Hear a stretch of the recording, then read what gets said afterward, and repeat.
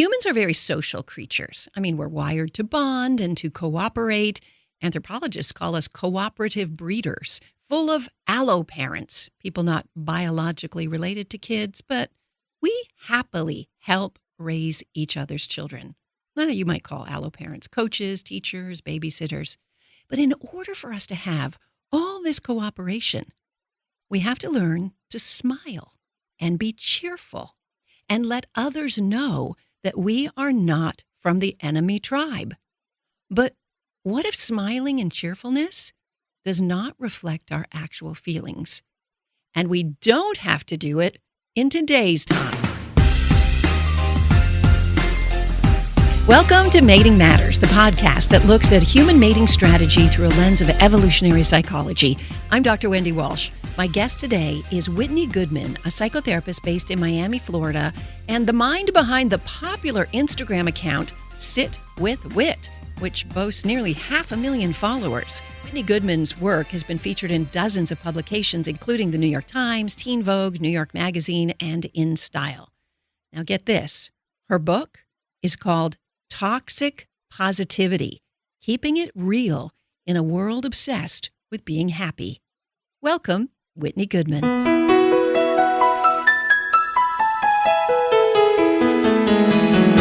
Thanks so much for being here. Thank you so much for having me. You know, I usually start off my podcast interviews with a personal question, and a personal question having to do with the area of your research or what you study. Was there a personal moment when you realized that this tendency to always be happy was hurting you?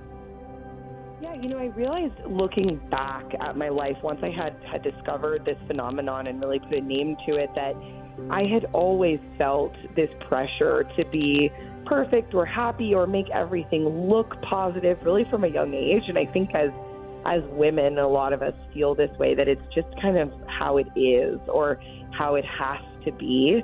And I realized it was such an isolating feeling for me and that I didn't want to live that way anymore.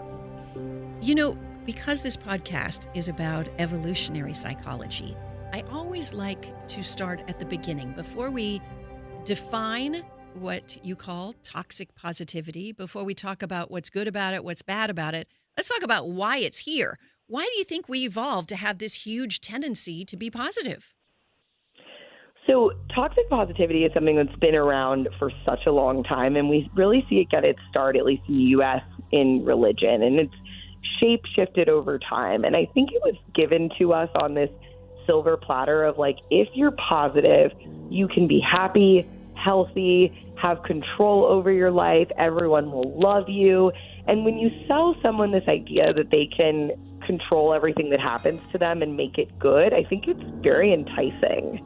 And it's something all of us are looking for in life. You know, I always say to people, if you want to be happy all the time, then you'll never recognize it, because happiness, you need to compare it to something else to experience it. So true. Yeah, absolutely. But we also, we're our ancestors were tribal. We were a tribal species. And when you came up on a new tribe, you had to let them know you were friendly. And so the smiles started as a way to say, I'm safe, join, I'm not part of the enemy camp. So we do pay attention to people. We want people around us who are positive, because that's in our anthropological past. But today, you're telling us that toxic positivity, I love that term, by the way, can actually damage us and our relationships. Can you talk about how that is? Toxic positivity really makes us feel like we're the only ones that are experiencing what we're experiencing. And when I feel like I'm struggling, but you never are, and you're always happy, I'm likely not going to share that with you.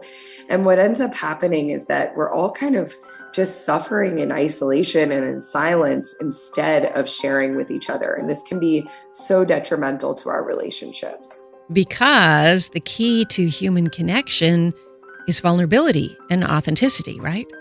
Exactly. And being able to find shared meaning in our experiences and say like, okay, you get me, you understand what I'm going through.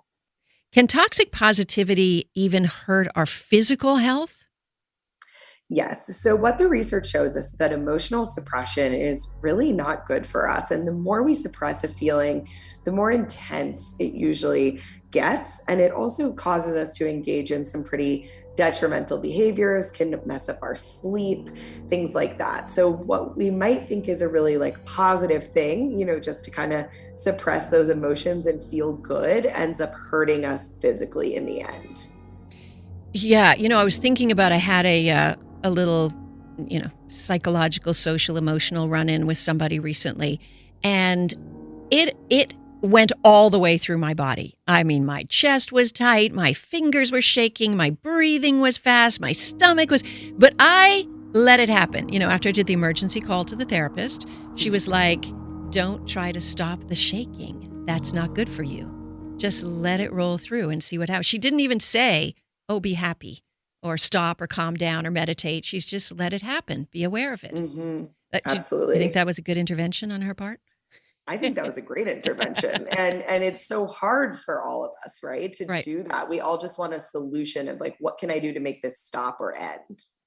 I'm always thinking about evolution, and I'm always asking the questions of, what trend or behavior was selected for in our anthropological past that in today's times might not be selected for. I often use the example of our undying craving for salt, sugar, and fat that were trace nutrients in our anthropological past. And then processed food companies realized that if they filled their products full of it, we would just continue to eat it. And now it's made us sick. So in the same way, we needed to have this positive nature. We needed to have this smiles to be accepted into a tribe, especially if we were leaving our family to join another tribe. We needed to be cooperative. We needed to be helpful. But somehow this went awry. It evolved into, if you have nothing nice to say, don't say anything at all. How did this happen, do you think? I think that we are always looking for ways to assert control over our lives and ways to feel accepted or to guarantee that. And I think that a lot of industries and people notice that that could be highly profitable or that people would be into it and it sells. That we kind of like got caught up in this thing that I just need to control my thoughts enough. I just need to be happy enough, positive enough, and then I will get everything that's meant for me or all the good from the universe. And I think we are still like hoping that that works, and it's still being sold to us all the time. And also just the very idea that we can control our thoughts is a myth. Yes, absolutely. I happen to be a professor of health psychology, and I teach the biopsychosocial model of health. And so we do mindful meditation. And I will hear my students, even to this day, say, "I can't meditate because I can't stop my thoughts, or I can't control my thoughts." And I'm like, that's not what meditation is.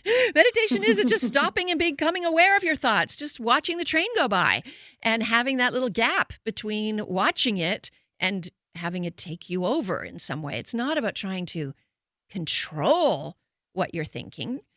It might be taking the attention to the breath, but not stopping the thoughts. And I find that interesting, that this idea, you're right, we want to control things.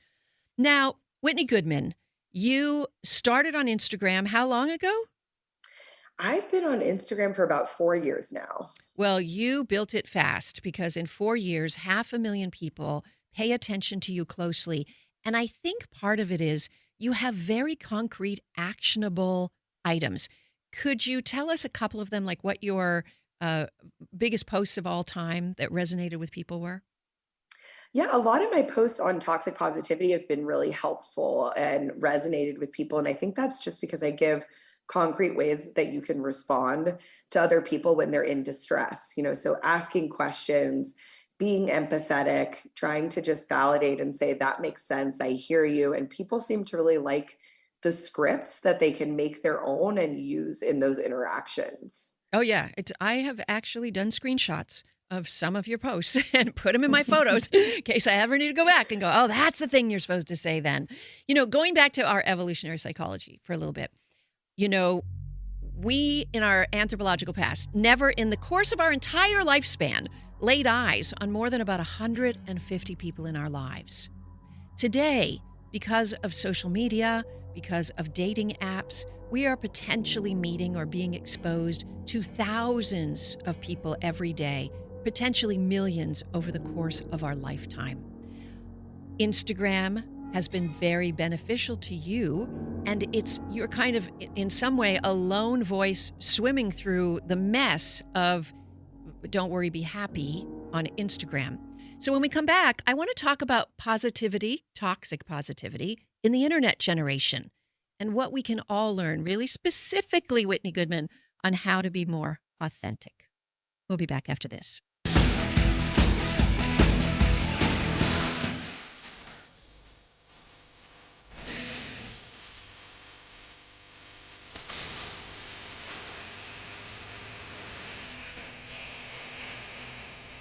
The Dr. Wendy Walsh Show on KFI AM 640 Los Angeles every Sunday from 4 to 7 p.m., where we talk about everything in relationships, the good, the bad, the ugly, the smart. Whether you are looking for a relationship, whether you're looking to keep a mate, whether you're looking to recover after you've lost a mate, I have the science of love for you.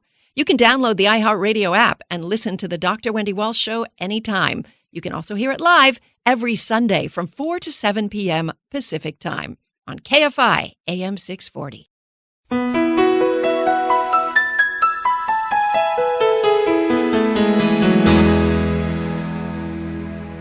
Welcome back to Mating Matters. I'm Dr. Wendy Walsh. My guest today is Whitney Goodman, a psychotherapist based in Miami, Florida, and the mind behind the popular Instagram account Sit With Wit. Her book is called Toxic Positivity. Okay, you are in the Instagram generation. When you first saw what was going on, the pressure to be so beautiful, to be so happy, did you at the beginning get into the game? Because I did at the beginning, and then I changed. Yeah, I found this like algorithm that had just missed me along the way. I think when I got on there as a professional, and I get sucked back into it from time to time, this like competing or needing to always be doing the most. And I think Instagram is set up that way. You get punished almost if you don't play the game. It's interesting because I'd say maybe a year before COVID, I was having dinner with a couple girlfriends, and we were talking about, but this is before the big, announcement that Facebook and Instagram and all this social media are potentially contributing to depression and anxiety and eating disorders in young women. But I had a sense that this was not good.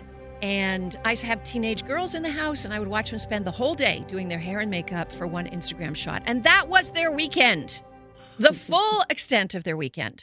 And so I decided to do 30 days of realness. And I just posted ugly pictures of myself, messy kitchens, my gray roots, laundry piled up. And I just wanted to do real Instagram. I got so few views. Nobody cared. So you're right. The algorithm does not reward authenticity. It's so true. I think people want to see a certain thing on Instagram, or Instagram is prioritizing that. But then at the same time, I find behind the scenes, we're all actually hungry for that authenticity and feeling like we want it. And that is what you sell. Okay, so let's take it from the top. Your friend says, oh my God, my doctor found a lump. It's really small, but it looks like I'm probably going to have a biopsy. What would you say? The first thing I would say was like, oh, wow, that's some really big news. How are you feeling about it? And not assume that I know how the person's feeling. So don't even give their feeling a name. Don't try to tell them how they're feeling, but first start with inquiries into what must be happening for them. Exactly. And from there, if they tell, some people might say, oh, I'm feeling afraid, or I'm feeling sad, or some people might say, I'm feeling okay right now. I'm just thinking about what's next. And so you can go with their feeling once they share it with you. So how would you go with their feeling? Let's say they say, I'm terrified. What do you think I am? I'm terrified. And what's the response then? I would be like, that makes sense. I think this could be a pretty terrifying situation. And then I would probably ask, like, what's the scariest part for you? Oh, you're such a good therapist. I like it when friends are good therapists too. But the things that we should not say in a situation like that might be, don't worry, it's all going to be fine, or you just need to think positive. This, like, your scan will come back okay, and really just minimizing the person's experience by telling them that it's all going to be fine, especially if you don't know that it's going to be fine. Exactly. So instead of, but maybe letting them know, like first validating their feelings and letting them know that you're here for them. Exactly. Like, no matter how this ends up, I'm going to be here for you. I'm going to help you through it, whatever that looks like. I follow a hospice nurse on TikTok. She actually has amazing videos on death and dying. And I guess she got tagged in another video that showed a woman about to go into hospice and was crying uncontrollably. And after, this woman's, her regular TikTok account shows lots of people dying peacefully. All these people tagged her and said, look, like, this is what it is, right? And so she said, I want to really address this. If hospice is so terrifying, then I think this woman has done the biggest first step, which is acknowledging her feelings and expressing them. And this is very normal and actually shows really good mental health. And she's like, think about it. If someone said you're at end of life, you're going into hospice, you're going to have to say goodbye to everybody, and you're including your body, wouldn't you feel sad? And so she was really normalizing this emotion where the followers were kind of implying, like, you think dying's so peaceful. Look at this, right? Like, we should be happy going into hospice. Right. Yeah. Or like there's something wrong with that reaction when actually it makes the most sense. I think something else like would be concerning, right? That maybe the person wasn't aware of what was going on, or they weren't choosing it willingly, whatever the situation. What if somebody is expressing, they're going through a divorce and a breakup, and you're not really privy to all the details inside their relationship? What are some things for sure you should not say? I think in these situations, a lot of people will say things like, just be grateful that they treat you this way, or be grateful you have a roof over your head, or at least you have a spouse. And they try to like put this positive spin to try to get someone almost to not leave the relationship. Or if they're in support of the divorce, it might be like, oh gosh, I wish I could date again, or think about how great this is going to be for you. And not making space for where the person might be at that time. So, I specialize in the science of love, the biopsychosocial pieces of love. And one of the things I talk about a lot, specifically on my TikTok channel, are traumatic bonds, right? People who get in very painful relationships with people because of their early attachment style that might be insecure. And then they continue to stay. And they find these ways, and I want you to tell me if you think this is toxic positivity, to justify it by saying things like, well, he's good most of the time, and he's had a bad childhood, and I'm lucky to have a good provider. Is this a case of toxic positivity? Yes. And this is something I talk about in the book, that often we do this to ourselves and other people do it when people are in abusive relationships, that they're constantly like, just look at the good that they do.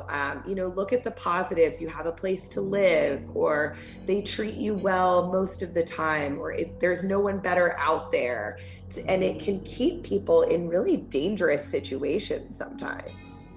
Now, Whitney Goodman, you say that being authentic, honest, vulnerable, allowing all feelings to happen is very important to our mental health.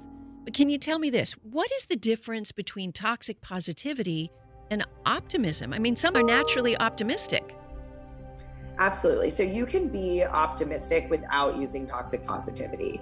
Optimism is really just having a belief that things can change, that they might get better, that there's a new opportunity ahead. When we use toxic positivity, we're saying, no other feelings exist except for the positive ones. I'm going to dismiss myself and other people whenever any negativity or complaints arise. If you are optimistic, you can also hold space for the fact that things might be hard right now or not great, and I have hope for the future. So optimism is about looking forward, and toxic positivity is this global sense of past, present, and future, all is good and well, and suppression. Exactly, exactly. It's really a form of denial or gaslighting, that we're feeling anything else. So we all want to avoid having toxic positivity, but I think people are afraid if they're not used to expressing and experiencing some of these more tender feelings. They're afraid that they're going to sink down and wallow in anxiety, neurosis, pessimism, become a victim. What do you say to those people? I think that's a testament to our black and white thinking that it's like, well, if I'm not positive, then I'm going to be negative. And there's really a lot of this gray area in between, right? And what I will say as a therapist is that the people I see who deny, suppress, diminish their emotions, they end up feeling worse in the long run and actually participating in a lot of destructive coping skills. The people who are able to move through those feelings and experience them often stay there a much shorter period of time. And I think they end up experiencing more happiness in the end. I want to close Mating Matters with some news you can use. Whitney, can you please give us 3 things that we can all do today to help us be more authentic, more vulnerable, and never to have toxic positivity? Yeah.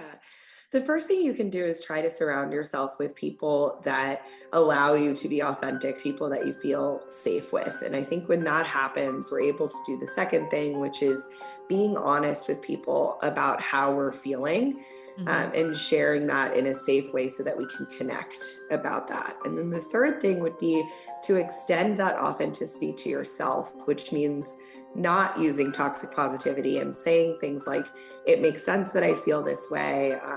I'm allowed to feel this way, and trying to meet yourself with more compassion when you're being authentic. I remember when my kids were little, and my motto in our household was all feelings are welcome. Some of the behaviors attached to the feelings are not allowed, but all feelings are welcome. And I remember having these conversations with other mothers. They're saying, she's trying to get attention. She's crying so hard. And I go, maybe she needs to cry that long. And maybe she needs attention. And I think we need to do that as adults. We need to kind of reparent ourselves and say sometimes it is okay to feel angry, sad, envious, fearful, all those things. And they don't have to kill us or consume us, those feelings, because they won't. They'll just sit there as we watch them, and eventually they will pass. Exactly. And kind of abandoning this belief that like we shouldn't or we should be feeling something. When we use that word, it can create a lot of shame of like, why can't I get over this? When really we all have a lot of feelings that we're going to experience throughout our lifetime. And something else you said that was so important about having authentic friends that allow you to be real. I mean, fake friends create fake people, because the social code among that group is don't share, don't get too tender. And I think it's really important that we test out our new friends or our romantic relationships very gently at the early stages of the relationship by being authentic and see how they react. If they don't reciprocate, you need to move along. Right. And recognizing, when a person can't meet you where you're at, they might not have the capacity. And I think we have to watch out for that of like, okay, this is somebody that can't handle my vulnerability. They're not willing to be vulnerable themselves. Maybe this isn't about me. Maybe this just isn't the right relationship to share those kind of things. Exactly. Just because somebody can't handle your vulnerability doesn't mean your vulnerability is bad, or Right. that there's somebody else. And we also shouldn't spend, and by the way, I've been guilty of this, many years trying to fix somebody else and try to get them to be more authentic. Not a good idea. Well, I just want you to know that you are such a blessing in everything you're doing in the social media space and now into the book world. I think your message is so timely, Whitney Goodman. I think it's so important. I'm going to encourage everybody to get the book, Toxic Positivity. Where can they get it? They can get it anywhere books are sold, and you can also find it through my website, sitwithwhit.com. Great. And keep doing the good work that you're doing. Thanks so much for being with us. Thank you for having me. You've been listening to Mating Matters, the podcast that looks at human mating strategy through a lens of evolutionary psychology. I'm Dr. Wendy Walsh. Thanks for being here.